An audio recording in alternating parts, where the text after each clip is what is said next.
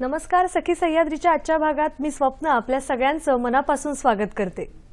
मंडळी, याच तंत्रज्ञानाच्या मदतीने माणसाने सगळ्याच क्षेत्रात प्रगती केली आहे।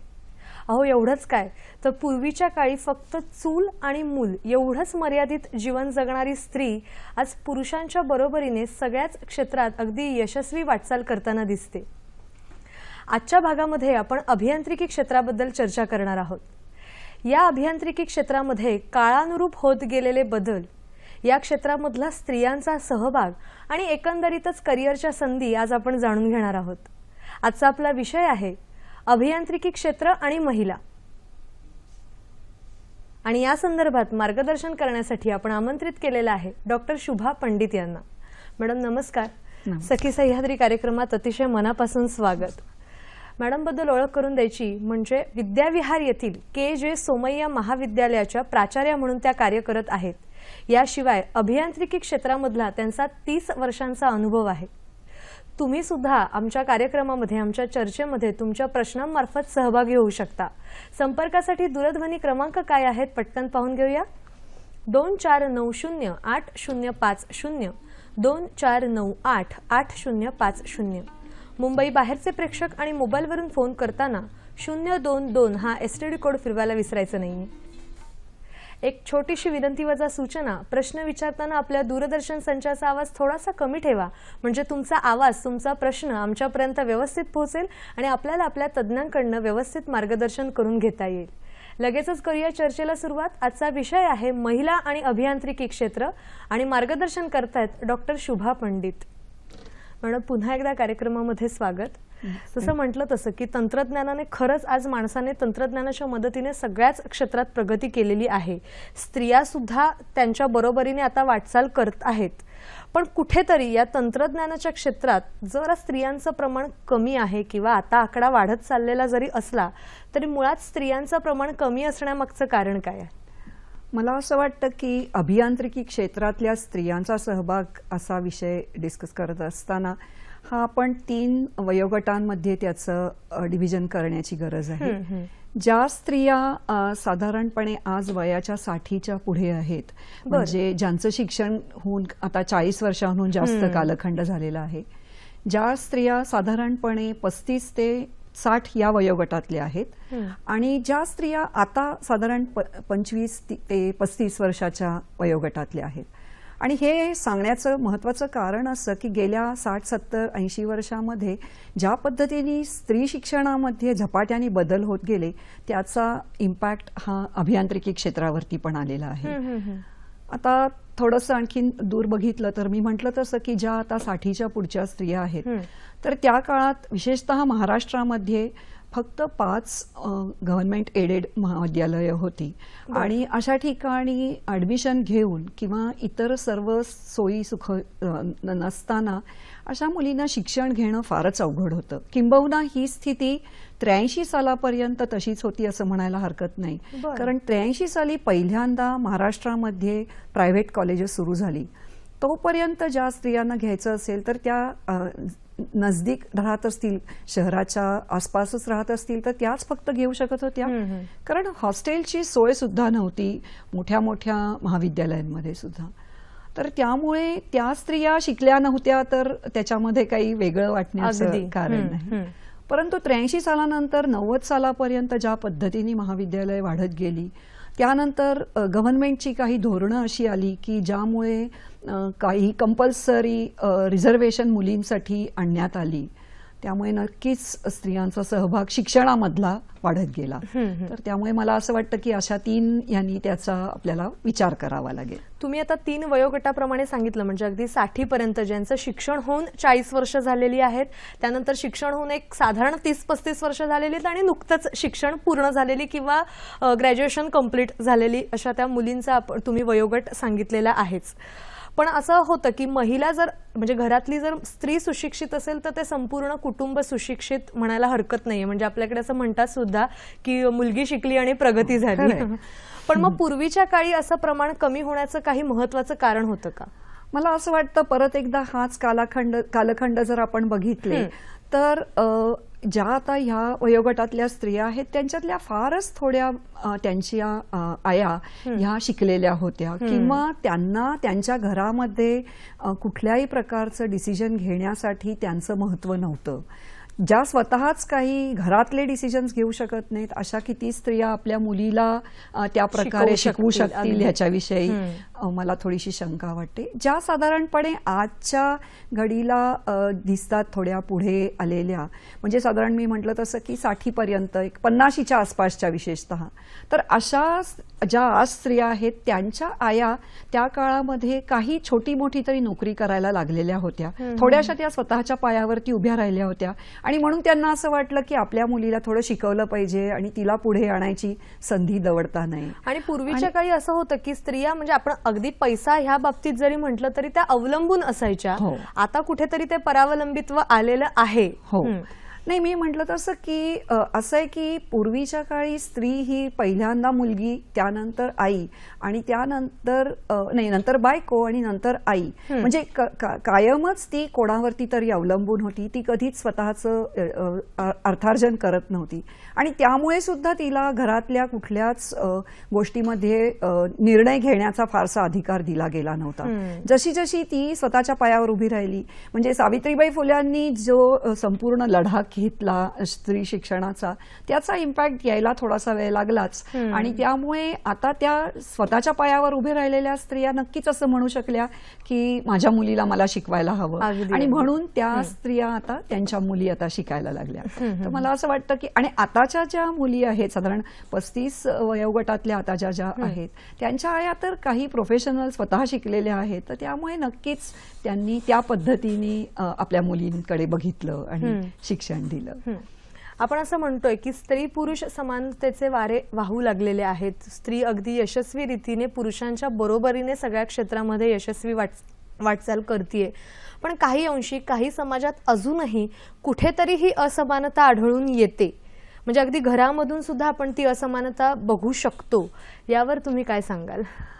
नाही, पुन्हा हेच आहे की असं आहे की जरी एक शिक्षणाच्या संधी उपलब्ध केल्या गेल्या तरी इक्वल राईट्स मिळवायला अजूनही पुष्कळ घरांमध्ये मुलीला झगडावं लागतं, बाईला झगडावं लागतं. मुलगीची तर गोष्टच सोडा, कारण जोपर्यंत आपला समाज असं मानत नाही की हे दोन समाजाचे इक्वल भाग आहेत. म्हणजे मला असं वाटतं की ह्याच्यामध्ये शाळेत असताना आपल्याला काही गणितामध्ये उदाहरणं घातली जायची की एक मजूर आणि एक म्हणजे बाई आणि पुरुष काम करतायत आणि बाईला पगार कमी आणि पुरुषाला जास्त. मला असं वाटतं की हे वर्षानुवर्ष ही अशा प्रकारची उदाहरणं घातली जायची आणि ह्याच्यावरती कधीच कोणाला असं वाटलं नाही की का इतक्या कमी फरक का केला गेला आहे. मला असं वाटतं की संपूर्णपणे समाज जोपर्यंत बाईला इक्वल मानत नाही आणि तिला सगळ्या संधी उपलब्ध करून दिल्या जात नाहीत तोपर्यंत हा फरक येणं फार अवघड आहे. दुसरं एक मला त्यामध्ये असं म्हणावंसं वाटतं की जसा हा एक घरातला प्रश्न होता तसंच इंडस्ट्रीतल्या एकंदर ऍक्सेप्टन्स, बाईला ऍक्सेप्टन्स हा एक फार महत्वाचा मुद्दा होता. कारण असं आहे की काही वर्षापूर्वी इंडस्ट्रियल लॉ सुद्धा असे नव्हते की स्त्रीला सहज नोकरीत घेता येईल किंवा तिला इक्वल संधी देता येतील. आता मला असं वाटतं की जेव्हा जवळजवळ 50%, आता मोठ्या शहरांमध्ये तर जवळजवळ 50% मुली अभियांत्रिकी शिक्षण घेतात, तर तेव्हा हा मेजर आकडा असतो तो त्यांना डावलून चालणार नाही असंही सुद्धा झालंय. आणि गव्हर्नमेंटनी सुद्धा पुष्कळ वेगवेगळ्या प्रकारचे प्रोटेक्शन देणारे स्त्रीला आणि मॅटर्निटी लिव्ह सारख्या महत्वाच्या ह्या गोष्टी उपलब्ध करून दिल्या, त्यामुळे सुद्धा मुलींचा सहभाग वाढलाय. पण तरी सुद्धा मला असं वाटतं की कुठलीही बाई जर का पुढे यायची झाली तर तिला तिच्या आसपासच्या नातेवाईकांची, घरातल्या माणसांच्या, कुटुंबाचा साथ किंवा सपोर्ट मिळालाच पाहिजे. प्रश्नच नाही. मी या गोष्टीवरती अत्यंत सहमत आहे की कोणचीच, म्हणजे मला असं वाटतं की स्त्रीच कशाला, कुठलाही पुरुष सुद्धा पुढे जाऊ शकत नाही. असं एक आपण म्हणतोच की प्रत्येक पुरुषाच्या मागे एक Yes, स्त्री स्त्री असते, असते. यशस्वी पुरुषाच्या मागे. मला वाटतं ही गोष्ट ऍक्च्युली प्रत्येक बाईच्या सुद्धा हे आहे. त्याच्या मागे फक्त पुरुष असून पुरत नाही, पुष्कळदा संपूर्ण कुटुंब संस्थाच असावी लागते, समाज असावा लागतो आणि म्हणूनच ती पुढे जाऊ शकते. मला वाटतं मुळात जर कुटुंबच भरभक्कमपणे तिला पाठिंबा देत असेल तर आपसुकच समाजातल्या इतर घटकांकडून सुद्धा तिला पाठिंबा मिळणार नाही का? प्रश्नच नाही. तुमचा आता या क्षेत्रातला 30 वर्षांचा अनुभव आहे, तर मग तुमचा या क्षेत्रामध्ये जे काळानुरूप बदल होत गेलेले आहेत त्याबद्दल तुम्ही काय सांगणार, कारण का ते बदल तुम्ही फार जवळून अनुभवलेले आहेत. हो. मी जेव्हा शिक्षण घ्यायला सुरुवात केली तेव्हा आम्ही फारच थोड्या मुली वर्गात असायचो आणि म्हणूनच आम्हाला नेहमी खूप एकटं पण एक वाटत असे. आम्हाला कधीच कॉलेजमध्ये इक्वल ट्रीटमेंट दिली गेली नाही किंवा दुसरं असं होतं की मार्क मिळवले तर तुम्ही मुलगी आहेत तर मिळतील तर काय झालं मार्क, हे सुद्धा अत्यंत सहजपणे बोललं जायचं. आणि हे बोलताना मला असं वाटतं की कोणालाच त्याच्यामध्ये काही गैर वाटायचं नाही की आपण असं बोलतोय म्हणजे काही फार त्या मुलीवरती आपण अन्याय करतोय अशी सुद्धा कधीच कोणाला हे वाटली नाही. तर हा एक त्यातला फार महत्वाचा भाग होता. पण आता गेल्या काही वर्षामध्ये ज्या पद्धतीने मुली ज्या पद्धतीने शिक्षण घेत आहेत, सध्याच्या घडीला जर असं बघितलं तर ते लोक जेव्हा बोलत असतात, एकमेकांशी मित्र म्हणून वागत असतात, ते खरोखरच मित्र आणि मैत्रिणी असे त्यांचे संबंध असतात. अत्यंत हेल्दी रिलेशनशिप्स बघायला मिळतात तुम्हाला. ते असं कधी फार विचार करत नाहीत की आपण आता एका मुलाशी बोलतोय का मुलीशी. आणि ही माझ्या मते फार मोठी गोष्ट आहे. समाजाच्या दृष्टीने हीच मुलं आज पुढचा समाज बनवणार आहेत. तर त्यांनी जर आपल्या मैत्रिणींना इक्वल मानलं तर ते नक्कीच पुढे अशाच प्रकारे आपल्या स्वतःच्या बायकांनाही आणि आपल्या मुलींना सुद्धा तसंच शिकवतील. अगदी खूप छान तुम्ही सांगितलं की आता जसे बदल झालेले आहेत आणि खूप हेल्दी रिलेशनशिप होतीये मुलांमध्ये आणि मुलींमध्ये सुद्धा, जेणेकरून ती जी समानता आपल्याला अपेक्षित आहे ती आता कुठेतरी रुजू होत चाललेली आहे. पण तुम्ही मगाशी बोलता बोलता म्हणालात की तुम्हालाही असे अनुभव आले की म्हणजे मुलगी आहेस म्हणून तुला गुण चांगले मिळाले. तर हे जे चित्र आता पालटतंय, नोकरीमध्ये कशी परिस्थिती आहे? मी म्हटलं थोडा वेळापूर्वी तसं की पूर्वीच्या काळी मोठ्या मोठ्या कंपन्या, माझा स्वतःचाच अनुभव सांगते की शेवटच्या इंटरव्ह्यूपर्यंत पोहोचल्यानंतर मला असं सांगण्यात आलं की तुम्ही मुलगी आहात तर आमच्या आमच्या कंपनीत तुम्हाला आम्ही देऊ शकत नाही. तर म्हणजे असं आहे की ह्याच्यामध्ये सुद्धा म्हणतानाही काही वाटलं नाही किंवा कंपनीला आपली पॉलिसी बनवताना सुद्धा असं काही वाटलं नाही की आपण खूप मोठ्या प्रमाणावर एका मोठ्या ह्याला अन्याय करत आहोत. आता चित्र पुष्कळ बदलतं आहे आणि आता पुष्कळशा स्त्रिया मोठ्या प्रमाणावरती डिसिजन मेकिंगमध्ये, अभियांत्रिकी नाही परंतु त्यांच्या जे HR डिपार्टमेंट्स आहेत किंवा जिथे पॉलिसी बनवल्या जातात अशा ठिकाणी मोठ्या प्रमाणावरती स्त्रिया बघायला मिळतात. आणि म्हणून कदाचित त्यांच्या इन्फ्लुएन्समुळे पुष्कळशा कंपन्या आता ऍक्सेप्ट करायला लागल्यात. मला असं वाटतं की त्याच्यामध्ये मला एक दुसरं महत्वाचं सांगावं असं वाटतं की पूर्वी बहुतांश करून सर्व कंपन्या ह्या बेसिकली मेकॅनिकल, सिव्हिल अशासारख्या कंपन्या होत्या. किंबहुना मला असं म्हणायचं की आता जसजशी IT क्षेत्रामध्ये मोठ्या प्रमाणावरती संधी उपलब्ध होत गेल्या तर त्या काळामध्ये असं वाटतं की मुलींना खूप मोठ्या प्रमाणावरती आता संधी मिळायला लागल्यात. कारण दरवेळेला फक्त शॉप फ्लोअरवरती उभं राहून कुठल्या पुरुष कलिगच्या बरोबर काम करावं लागतं अशातला भाग नाही.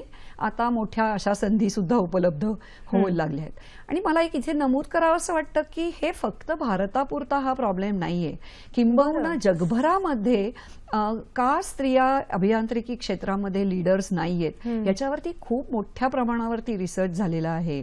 आणि आपल्या सायन्स अँड टेक्नॉलॉजी डिपार्टमेंटनी सुद्धा याच्यावरती बरंच काम केलेलं आहे. आणि सर्वांनाच असं आता वाटतंय की आपण खूप काळ ह्यावरती अन्याय केलाय आणि ही कुठेतरी सुधारण्याची गरज आहे. एकंदरीतच मॅडम तुम्ही सांगत होतात की अभियांत्रिकी क्षेत्रामध्ये काळानुरूप होत गेलेले बदल आणि त्या बदलांची कशी आवश्यकता निर्माण झाली, बरोबर. पण मुळात अभियांत्रिकी क्षेत्राबद्दल आजकाल असं आहे की 10वी म्हणजे 12वीचा निकाल लागल्यानंतर जो तो अभियांत्रिकी किंवा फार फार तर मेडिकल असं ती एक प्रवेश मर्यादा निश्चित झालेली आहे. पण मुळात अभियांत्रिकी क्षेत्र म्हणजे काय आणि या क्षेत्रात सुद्धा वेगवेगळ्या संधी उपलब्ध होऊ शकतात. तर एकंदरीतच आपला जरी विषय महिला आणि अभियांत्रिकी क्षेत्र असले तरी एकंदरीत विद्यार्थ्यांना या अभियांत्रिकी क्षेत्राबद्दल तुम्ही काय सांगाल? मला असं वाटतं की अभियांत्रिकी क्षेत्रात ज्यांना शिकायचं आहे तर त्यांना पदार्थ विज्ञान आणि गणित या 2 विषयांची फार गरज आहे. मगाशी आपलं बोलणं चाललं होतं आणि तेव्हा असं म्हटलं की अभियांत्रिकी क्षेत्रात का मुली शिकल्या नाही. तर मला असं वाटतं की नेहमी मुलगी जी थोडी उत्सुकता दाखवेल, कुतूहल दाखवेल अभ्यास करत असताना, तर तिला नेहमी असं सांगितलं जायचं किंवा ते कुतूहल हे फार भोचकपणा करते ती, अशा रीतीने त्याचा एक हे व्हायचा. किंवा जी मुलगी काही आणखीन पुढे जाऊन प्रश्न विचारेल उलट किंवा असं, तर ती चटकन त्याला उर्मट अशासारखं एक द्यायला सुद्धा काही कोणी मागे पुढे पाहायचं नाही. दुसरं असं की पदार्थविज्ञान आणि गणित हे दोन्ही विषय शाळांमध्ये ज्या पद्धतीने शिकवले जातात, मला असं वाटतं तिथपासूनच त्याच्यामध्ये थोडासा बदल करायला हवा. मुलींच्या शाळांमधनं कदाचित त्याच्यावर आणखीन जास्त भर देऊन शिकवायला हवं. आणि म्हणून सुद्धा मुली कमी जात असतील असं एक माझं स्वतःचं म्हणणं आहे. कारण आता सुद्धा शिकत असताना जी मुलं ह्या क्षेत्रात प्रवेश करतात, पुष्कळदा मला असं वाटतं की ते खूप स्वतःच्या चॉईसनी करतातच असं नाही. थोडासा हे लोक आसपासचे आहेत त्यांचा विचार करून हे घेतात, प्रवेश घेतात. बरं बरं बरं. आणखीन जाणून घ्यायचंय पण पुढला फोन आलेला आहे तो आपण घेऊया. सरिता आपल्याशी बोलतात अंधेरीहून. नमस्कार, बोला. हॅलो हॅलो हॅलो सरिताजी, आपला प्रश्न विचारा.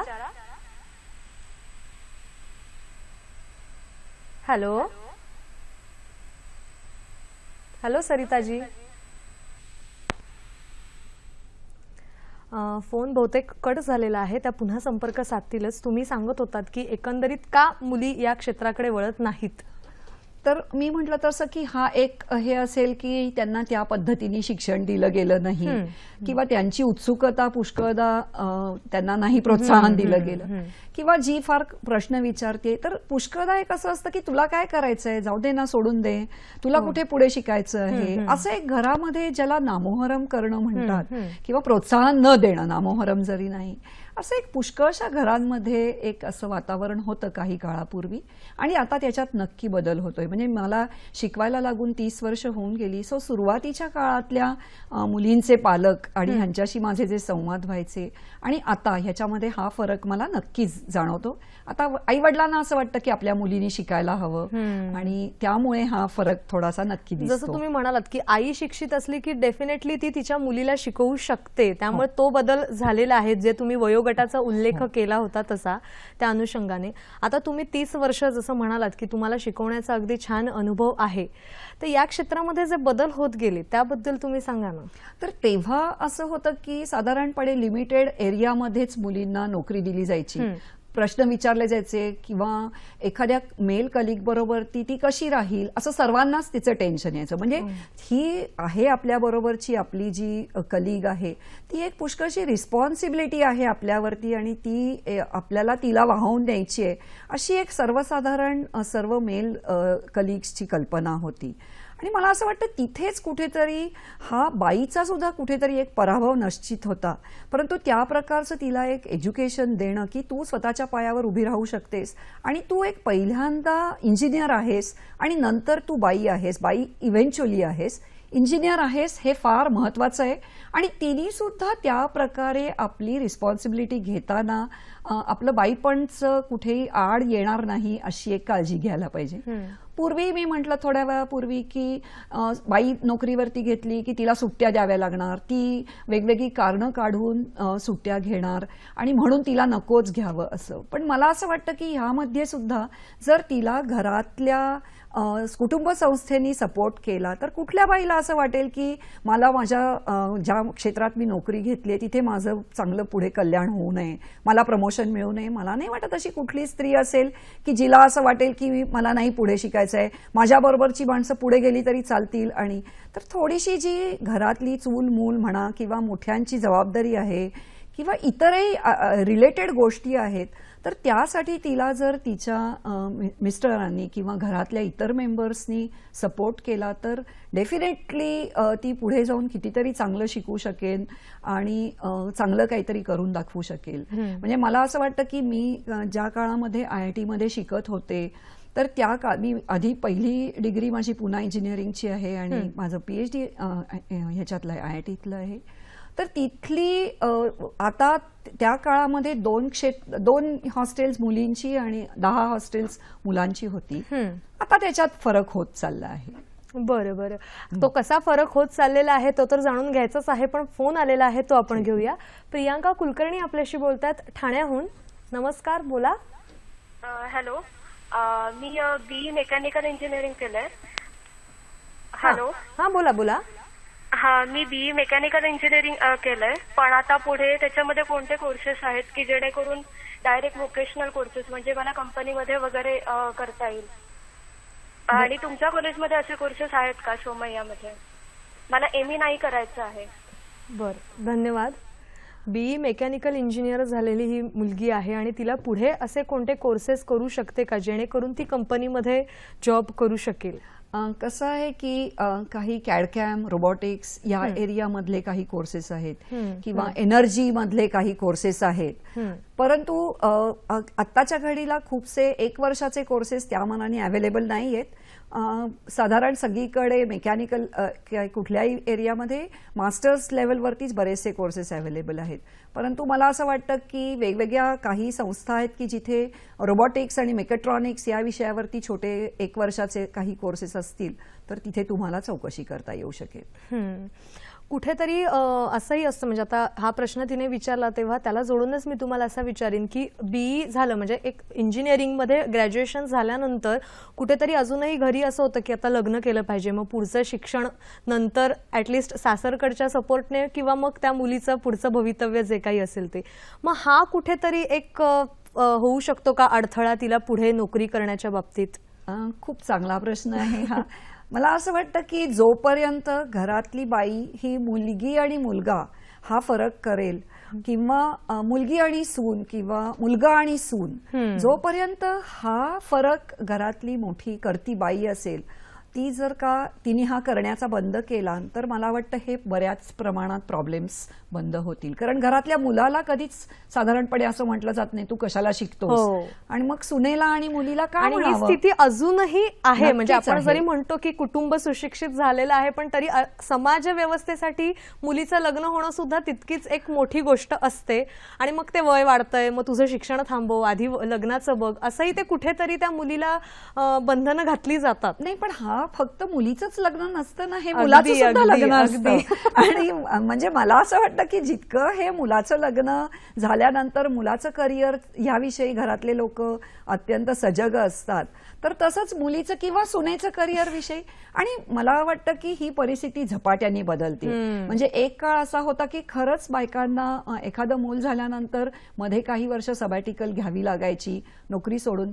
या ठिकाणी मला असं एक नमूद करावं असं वाटतं की काही अशा गव्हर्नमेंटच्या स्कीम्स आहेत की मध्ये तुम्ही 5 वर्षाचा एक ब्रेक घेतल्यानंतर परत तुम्ही येऊ शकता. मी म्हटलं तसं की गव्हर्नमेंटच्या अशा काही काही आहेत योजना की ज्याच्यामध्ये लोकांनी त्याचे काही बेनिफिट्स घेतले.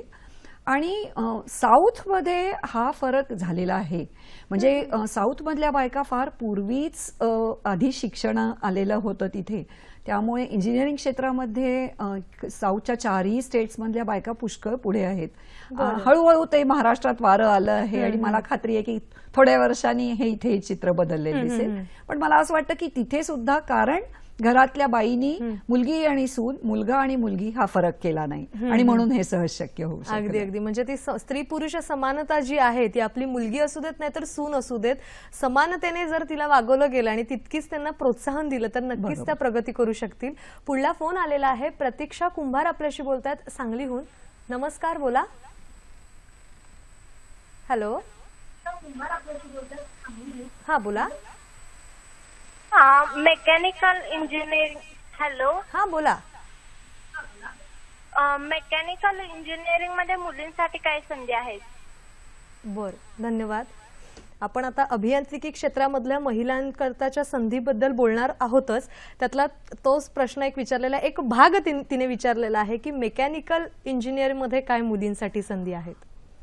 एक महत्वाच्या संधी आहेत म्हणजे सगळ्या ज्या मेकॅनिकल रिलेटेड इंडस्ट्री आहेत किंवा एअर कंडिशनिंग आणि या संदर्भातल्या ज्या सगळ्या इंडस्ट्री आहेत या ठिकाणी तर आहेतच जॉब्स, प्रश्नच नाही.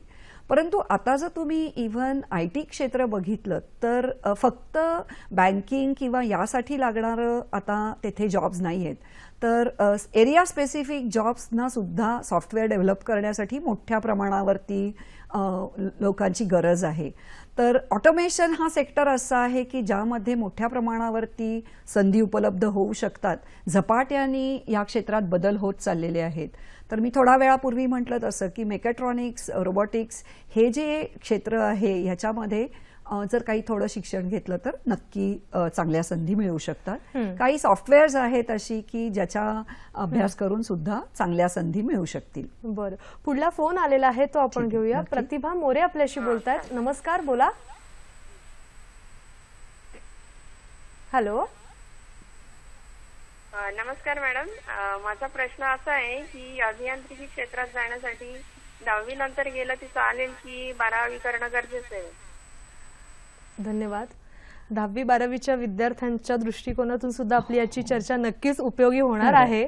आणि मग अभियांत्रिकी क्षेत्रामध्ये जर प्रवेश घ्यायचा असेल तर 10वी नंतर घेणं गरजेचं आहे की 12वी नंतरही चालेल? असं आहे की डिग्री कॉलेजला 12वी नंतरच ऍडमिशन मिळते आणि 10वी नंतर डिप्लोमाला ऍडमिशन मिळते. आणि आता पुष्कळशी मुलं डिप्लोमा नंतर पुढे पण शिकतात वेगवेगळ्या प्रकारचं. त्याच्यात व्होकेशनल ट्रेनिंग असतं किंवा डिग्रीला सुद्धा ऍडमिशन घेतात. मला असं वाटतं की आपल्याला काय करायचं आहे हे जर थोडंसं कुठल्याही स्टुडंटला कळलं की आपल्याला कशात गती आहे, आवडतंय काय, तर पुढच्या संधी त्या हिशोबाने शोधता येऊ शकतात. तर थोडासा स्वतःला काय आवडतं हे सगळेजण करतात तसंच आपण न करता आपल्याला काय आवडतंय हे सुद्धा त्यांना कळण्याची त्याच्यासाठी फार गरज आहे. एकंदरीतच अभियांत्रिकी या क्षेत्रामधलं जसं मेकॅनिकलचं तो तुम्ही सांगितलं एक भाग झाला, या क्षेत्रामध्ये महिलांचा सहभाग या विषयावर तुम्ही काय सांगणार? कारण का आतापर्यंत बऱ्याच महिलांनी खूप छान यशस्वी योगदान दिलेलं आहे. त्यांच्याविषयी नक्कीच जाणून घ्यायला आम्हाला आवडेल. तर मी म्हटलं तसं की ज्या जुन्या काळच्या स्त्रिया होत्या त्यातल्या काही जणी नोटवर्दी आहेत असं मला वाटतं. त्यातल्या एक मला नमूद कराव्याशा वाटतात डॉक्टर प्रवीणा पारीख, ज्या IITच्या मेकॅनिकलच्या हेड ऑफ द डिपार्टमेंट म्हणून काही काळ काम केलं आणि त्या ॲडजंक्ट फॅकल्टी होत्या.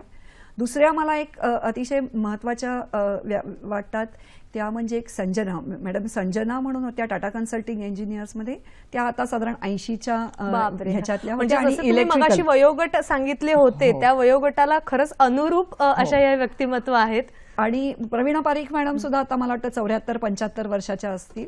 आणि त्या नेहमी असं सांगायच्या की आम्ही होतो तेव्हा खरोखरच एकटं असं होत्या. 4 वर्ष असे काय खूप त्यांना कोणी मित्र किंवा असे नव्हते, मित्रच म्हणजे मैत्रिणी तर नव्हत्याच कारण शिकतच नव्हत्या फारशा कोणी. तर अशा ह्या 2-3 कराव्याशा वाटतात. आणि दुसरं मला एक आणखीन इथे एक्झाम्पल द्यावं असं वाटतं की डिप्लोमा नंतर परंतु घरातल्या सर्वांचा सहभाग याच्यामुळे सुशीला यादव ज्या आपल्या रेल्वेतल्या पहिल्या मोटरमन आहेत तर त्यांची आमच्या इथे एक मुलाखत झाली होती. आणि त्यांनी असं म्हटलं होतं की मी डिप्लोमा नंतर पुढे शिकले नाही, परंतु मला माझ्या घरातल्यांनी खूप सपोर्ट केला आणि म्हणून आज त्या देशातल्या पहिल्या मोटरमन म्हणून काम करू शकल्या.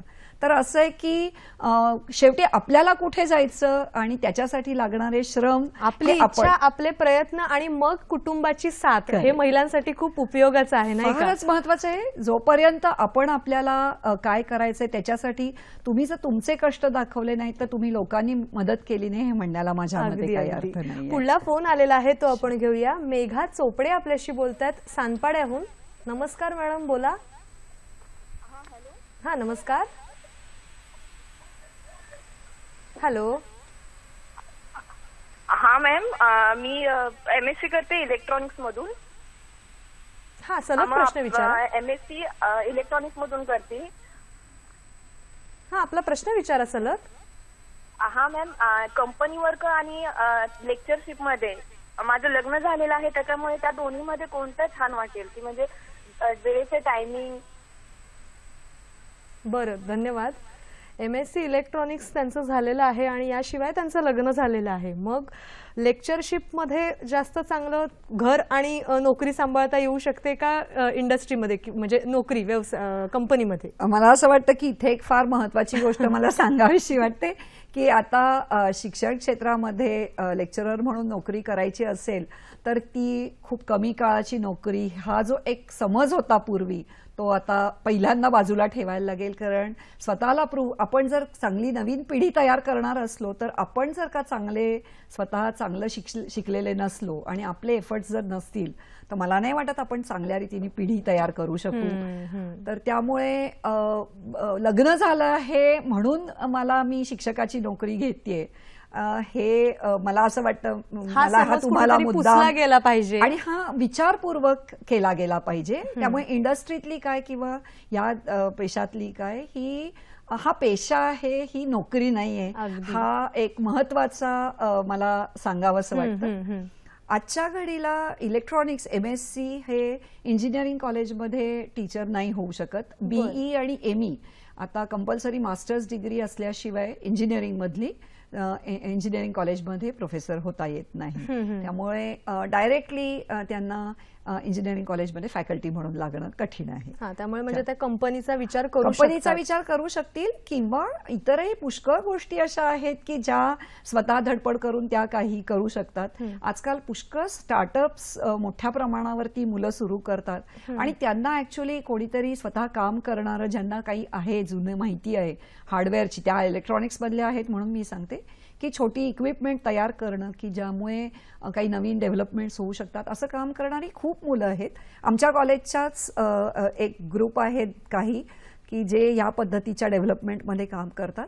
तर अशांना जर आपण काही मदत करू शकलात तर नक्कीच त्यामुळे आपला पण चांगला वेळ जाईल आणि काही डेफिनेटली चांगलं आपल्या हातून घडू शकेल. जसं आपण म्हटलं की महिलांना खरंच शिक्षण आता सध्या झालेलं आहे महिलांचं, म्हणजे आता त्या दृष्टिकोनातनं आपलं चर्चा चाललेली आहे. एक फोन आलेला आहे, तो आपण घेऊया. अश्विनी आपल्याशी बोलतात चंद्रपूरहून. नमस्कार, बोला. हॅलो. हा, नमस्कार, बोला. Hello ma'am. हा, बोला. Hello ma'am. आपला आवाज येतोय. हॅलो. आपला आवाज आमच्यापर्यंत व्यवस्थित येतो. आपण सलग प्रश्न विचारा. इलेक्ट्रिकल मध्ये मी आता जस्ट पेपर दिले आहे फायनल इयरचे. तर आता मला समोर कॉम्पिटेटिव्ह एक्झामची तयारी करायची आणि गव्हर्नमेंट जॉबसाठी प्रिपरेशन करायचं आहे. तर मी ते कशा प्रकारे करू आणि अजून काही संधी उपलब्ध आहेत का इलेक्ट्रिकल, म्हणजे मुलींसाठी सेफ राहील अशा प्रकारे? धन्यवाद. BE इलेक्ट्रिकल्सची जस्ट तिने परीक्षा दिलेली आहे आणि मग तिला कॉम्पिटेटिव्ह एक्झामसाठी सुद्धा प्रिपरेशन करायचं आहे आणि एकंदरीत जॉबसाठी या क्षेत्रातल्या मुलींच्या संधीबद्दल त्यांनी प्रश्न विचारलेला आहे.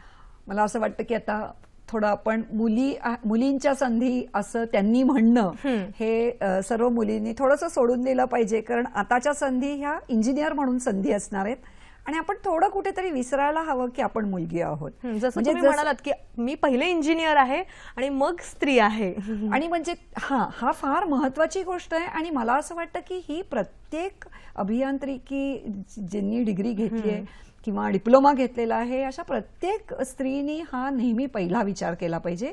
कशासाठी आपण स्त्री म्हणून कुठलीही गोष्ट चांगली किंवा वाईट, म्हणजे कधी कधी असे अनुभव सुद्धा आलेले आहेत मला माझ्या नोकरीत की बाई असण्याचा कधी कधी बायका खरंच अनड्यू ॲडव्हान्टेज घ्यायला बघतात, मुली सुद्धा घ्यायला बघतात. तर मला असं वाटतं की हे आपण चुकीची पावलं उचलली जातात. तेव्हा ह्या अश्विनीला मला सांगावंसं वाटेल की मुलगी म्हणून संधी बघण्यापेक्षा काय संधी आहेत असं म्हणणं जास्त संयुक्तिक राहील. तर BE इलेक्ट्रिकल नंतर खरं म्हणजे आता ज्या पद्धतीने पॉवर सेक्टरमध्ये डेव्हलपमेंट्स होत आहेत तर त्या प्रकारे त्यामध्ये सॉफ्टवेअर डेव्हलपमेंट हा एक फार महत्त्वाचा भाग आहे. कारण की आता सगळ्या गोष्टी बरंचसं कम्प्युटराइज्ड झालेल्या आहेत. तर मला वाटतं की त्या रिलेटेड थोडासा काही अभ्यास केला किंवा इन्स्ट्रुमेंटेशन, सर्व प्रकारच्या इंडस्ट्रीजमध्ये ॲक्च्युली इन्स्ट्रुमेंटेशन क्षेत्रामध्ये फार आमूलाग्र बदल होत चाललेले आहेत.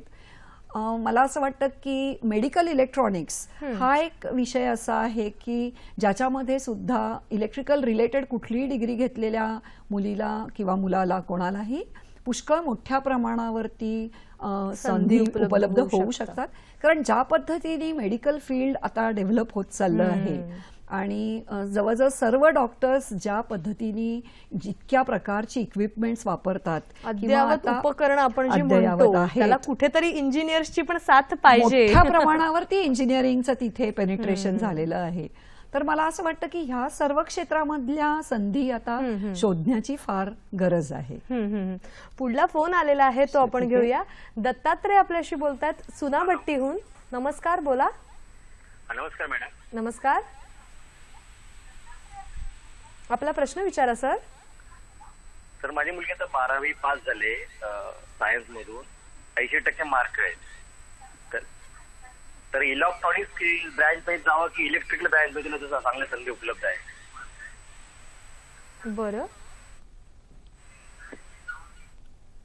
हॅलो, फोन बहुतेक कट झालेला आहे आणि 12वी चा रिझल्ट लागलेला आहे तिचा आणि 80% मार्क मिळालेले आहेत आणि इलेक्ट्रिकल क्षेत्रातच तिला बहुतेक तिची इच्छा आहे करण्याची. तर त्या दृष्टिकोनाचं त्यांना मार्गदर्शन हवंय. मी आत्ताच म्हटलं तसं की खरं म्हणजे इलेक्ट्रॉनिक्स हे आपण काढलेले त्यातले फाटे आहेत. बरं, तसं खरं काही खूप मोठा फरक असतो अशातला भाग नाही. ठीक आहे, आहेत डिग्रीज वेगवेगळ्या आहेत तर हरकत नाही. पण ती ही फक्त एक बेंचमार्क आहे तुम्हाला एंट्री करण्यासाठीचा. पुढे पुष्कळ गोष्टी शिकण्यासारख्या आहेत की ज्यामध्ये तुम्ही वेगवेगळ्या प्रकारे स्वतःला संधी उपलब्ध क्रिएट करू शकता. बरं, तर मी आता म्हटलं तसं की बायोमेडिकल हे एक फील्ड असं आहे, मेडिकल इलेक्ट्रॉनिक्स म्हणजे किंबहुना आता हेल्थ इलेक्ट्रॉनिक्स हा एक मोठी नवीन ब्रांच डेव्हलप होती आहे. तर जर डॉक्टर्सशी बोलून त्यांना काय प्रकारच्या गोष्टी हव्या आहेत आणि त्या प्रकारचं स्वतः इन्स्ट्रुमेंट डेव्हलप करणं किंवा त्याची रिपेअर्स हा एक मोठा संधी यामध्ये होऊ शकतात. म्हणजे आता आपण बघतोच की संपूर्ण डोळ्याची ऑपरेशन्स ही आता जवळजवळ संपूर्ण वेगवेगळ्या इन्स्ट्रुमेंट्सनीच होते. कॅट स्कॅन आणि यासारख्या सिटी स्कॅन आणि हे सगळे संपूर्ण अभियांत्रिकी क्षेत्राने केलेल्या ह्या मेडिकल क्षेत्राला केलेली मदत आहे. त्याचा भाग आपण त्याचा उपयोग करून घेतला पाहिजे. म्हणजे माहिती कुठेतरी करून घेतली पाहिजे. संधी बऱ्याच आहेत नाही का. अंजली दिवे आपल्याशी बोलतात संगमनेरहून. नमस्कार, बोला. हॅलो. हॅलो, हा नमस्कार मॅडम. नमस्कार. हॅलो. हा, आपला प्रश्न विचारा. हा, मला असा प्रश्न विचारायचा आहे की बीई इन्स्ट्रुमेंटेशन नंतर आपल्याला कुठे संधी अवेलेबल आहे आणि आपल्याला पीजी करणं आवश्यक आहे का त्याच्यामध्ये, आणि केलं तर कशातनं करायला हवं? बरं, धन्यवाद. बी इन्स्ट्रुमेंटेशन, आपण आता इन्स्ट्रुमेंट बद्दलच बोलत होतो आणि बी इन्स्ट्रुमेंटेशन नंतर कोणत्या करिअरच्या संधी उपलब्ध होऊ शकतात किंवा त्यामध्ये पीजी करणं गरजेचं आहे का? पीजी करण्याचा नेहमी ॲडव्हान्टेज असा असतो की यूजी लेव्हलची जी डिग्री असते ती तुम्हाला एक जनरली तयार करते. पीजी लेव्हलवरती तुम्ही त्याच्यातला आणखीन चांगला अभ्यास करू शकता. दुसरं असं की यूजी लेव्हलवरती जे प्रोजेक्ट असतं ते 3-4 जण मिळून करतात, त्यामुळे त्याच्यात प्रत्येकाची कॉन्ट्रीब्युशन किती आहे हा एक त्यातला थोडासा वादातीत गोष्ट राहते. पीजी लेव्हलवरती इंडिव्हिज्युअल प्रोजेक्ट्स असतात साधारण सर्व संस्थांमध्ये आणि त्यामध्ये स्वतः एक काहीतरी एक्सप्लोअर करून आणि फायनल रिझल्टपर्यंत आपण पोचू शकतो. तर मला वाटतं की जसं मेडिकल क्षेत्रात आता झालंय की MBBS नंतर साधारण सगळेच जण पुढे शिकतात, तसं आता अभियांत्रिकी क्षेत्रामध्ये सुद्धा झालेलं आहे. इन्स्ट्रुमेंटेशन नंतर असं आहे की केमिकल इंडस्ट्री आहे किंवा मी म्हटलं तसं की ह्या आता सगळ्या या मेडिकल फील्डमधल्या आहेत गोष्टी. तर या सगळीकडे इन्स्ट्रुमेंटेशनमध्ये आता फार मोठ्या प्रमाणावरती बदल होत आहेत. तर इन्स्ट्रुमेंटेशन इंजिनियर्सना इथे मोठ्या प्रमाणावरती संधी प्राप्त होऊ शकतात. एक फोन आलेला आहे तो आपण घेऊया. भाऊसाहेब वाघ आपल्याशी बोलतायत निफाडहून. नमस्ते मॅडम. नमस्कार. मॅडम, माझ्या मुलीने BIT केलंय आणि तिला डिस्टिंक्शन मिळालेलं आहे आणि तिने पुण्याला जाऊन आणखीन .NETचे कोर्स वगैरे केलेले, परंतु हवं तसं जॉबची संधी तिला मिळाली नाही. काय करता येते? धन्यवाद. त्यांच्या मुलीने BIT केलेलं आहे आणि पुण्याला जाऊन इतरही कोर्सेस केलेले आहेत, पण हवी तशी नोकरीची संधी काही तिला उपलब्ध होत नाहीये. मला या ठिकाणी एक गोष्ट नमूद करावीशी वाटते की जवळजवळ सगळीच मुलं ह्या आत्ताच्या काळामध्ये ही फक्त वर्गामध्ये काय शिकवलं जातं, डिग्री ही डिग्रीसाठी घेणं आणि वर्गात 4 भिंतीमध्ये शिकणं, ह्याच्यातच अडकून राहिलेलं आहे त्यांचं शिक्षण. मला वाटतं की जोपर्यंत अभियांत्रिकी क्षेत्र हे प्रत्यक्ष हात घालून करण्याची गोष्ट आहे आणि जोपर्यंत तुम्ही तो स्वतः एक्सपिरियन्स घेत नाही, काहीतरी स्वतः आपल्या हाताने करत नाही, थोडं कुठे चुकत नाही, चुकीचं काय आहे त्यातनं शिकत नाही, जोपर्यंत तुम्ही हे करत नाही तोपर्यंत तुम्हाला नोकरीच्या संधी मिळणं कठीण आहे. म्हणजे नोकरीच्या संधी असतील पण शेवटी तिथे तुम्ही पुढे जाताना जर तुम्हाला ऍक्च्युअली ज्यांनी काम केलेलं असेल त्यालाच एवढा त्यातला एक अभ्यास झालेला असेल, तो नुसतं वर्गात शिकून येत नाही. तर मला असं वाटतं की आपल्या मुलीला जरी तिने हे कोर्सेस केले आहेत तरी ऍक्च्युअली काहीतरी स्वतः प्रोजेक्ट्स घेऊन किंवा अशासारख्या कुठल्या तरी याच्या असाइनमेंटवरती काम करून अशी जोपर्यंत ती करत नाही तोपर्यंत ह्या चांगल्या क्वालिटीचे जॉब मिळणं थोडंसं अवघड राहतं. म्हणजे फक्त पुस्तकी ज्ञान नको आहे तर बरोबर एक आहे. अनुभव घेतला पाहिजे या फारच, क्षेत्रातला, हो, नाही का? अतिशय. पुढला फोन आलेला आहे तो आपण घेऊया. प्रकाश कुलकर्णी आपल्याशी बोलतायत कांदिवलीहून. नमस्कार, बोला. Hello hello hello. हा बोला. हॅलो. हा, प्रश्न विचारा आपला. हा, मी प्रकाश कुलकर्णी बोलतोय. हम्म. मला हे विचारायचं आहे की मी हे विचारतो की बीई इलेक्ट्रिकल झालेल्या मुलींना गव्हर्नमेंट सर्व्हिसमध्ये काय स्कोप आहे?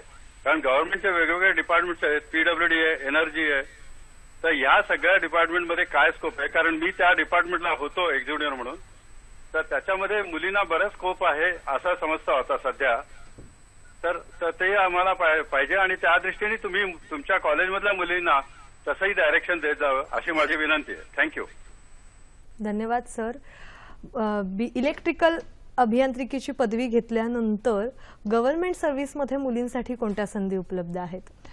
मला असं वाटतं की परत मी इथे हीच एक गोष्ट सांगते की कुठल्या इंडस्ट्रीसाठी किंवा गव्हर्नमेंटसाठी जॉब न करता आपल्याला काय त्यातला आवडतो. कारण इलेक्ट्रिकल इंजिनिअरिंग म्हटलं तरी त्याच्यामध्ये पुष्कळ वेगवेगळे भाग आहेत की ज्याच्यामध्ये तुम्ही स्पेशलायझेशन करू शकता किंवा ज्याच्यात तुम्ही स्वतः काहीतरी जास्त ज्ञान घेऊ शकता. तर मला असं वाटतं की तो विचार करण्याची जास्त गरज आहे. गव्हर्नमेंटमध्ये काय जॉब्स आहेत त्याच्याविषयी मी फारसे बोलू शकणार नाही कारण मला काही त्यातला तसा हे नाही. परंतु इलेक्ट्रिकल मधलं सुद्धा पुन्हा मी म्हटलं तसं की या प्रकारची जी डेव्हलपमेंट आता ज्या पद्धतीने पॉवर सेक्टरची डेव्हलपमेंट होत आहे, कम्प्युटरायझेशन होत आहे, तर या प्रकारच्या एरियामध्ये जर काही कोणी त्यातला काम केलं, वेगवेगळ्या ठिकाणी याच्यावरती प्रोजेक्ट्स चालू आहेत, तर अशा ठिकाणी एनर्जी सेक्टरमध्ये मोठ्या प्रमाणात रिन्युएबल एनर्जी आज मोठ्या प्रमाणावरती त्याच्यावरती काम चाललंय. गव्हर्नमेंटचे वेगवेगळे प्रोजेक्ट्स आहेत की ज्याच्यावरती माणसांची गरज आहे काम करण्यासाठी. तर अशा ठिकाणी आपण नोकरी करू शकता किंवा त्याच्यात संधी होऊ शकतात.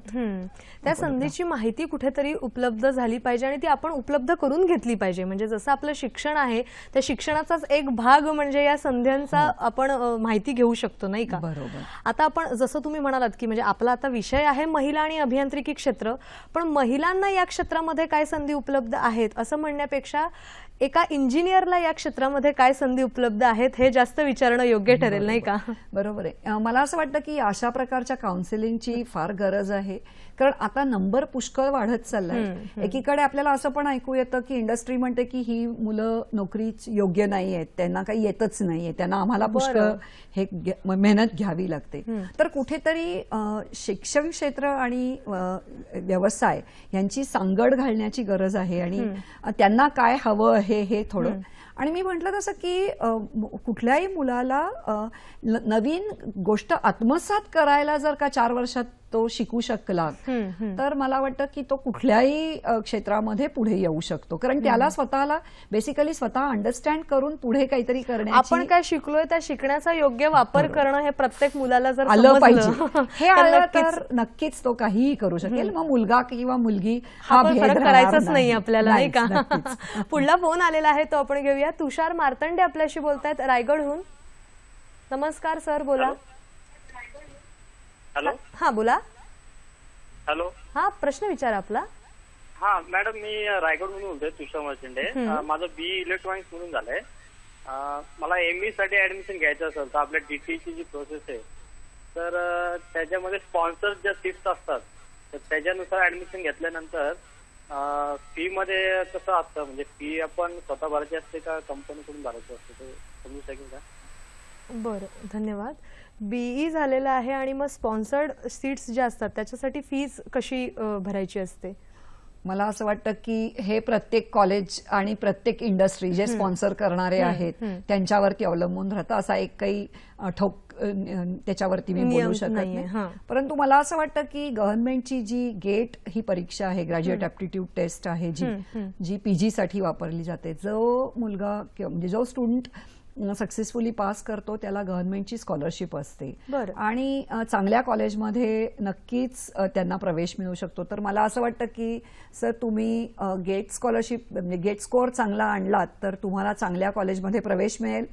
स्पॉन्सरशिप घेण्याची गरज पडणार नाही. स्वतःच्या पायावरती तुम्ही काही उभं राहू शकाल आणि नंतर तुम्ही एकदा ME झाल्यानंतर MTech झाल्यानंतर तुम्हाला आणखीन वेगळ्या प्रकारच्या संधी मिळू शकतील. आता असं झालेलं आहे, म्हणजे आपला महिला आणि अभियांत्रिकी क्षेत्र या विषयावर आपण आज चर्चा केलेली आहेच, पण आता असं आहे की सरधोपट फक्त अभियांत्रिकी आणि मेडिकल असा विचार न करता इतरही अनेक क्षेत्र आहेत आणि जसं तुम्ही म्हणालात की या क्षेत्रामध्ये आपण काय शिकलोय त्या शिकण्याचा जर आपण अतिशय छान पद्धतीने वापर केला तर सगळ्याच क्षेत्रात मुलगा काय किंवा मुलगी काय व्यवस्थित प्रगती करू शकतील, नाही का मॅडम? नक्कीच. खरं तर हे क्षेत्र किंवा अभियांत्रिकी क्षेत्राबद्दल सुद्धा जर आपण बोलायला गेलो तर विषय खूप मोठा आहे, पण आपल्याला कुठेतरी घड्याळ खुणावतोय, त्यामुळे आपल्याला इथे थांबावं लागणार आहे. मॅडम, तुम्ही इथे आलात आणि खूप छान मार्गदर्शन केलं, त्याबद्दल अतिशय मनापासून धन्यवाद. नमस्कार.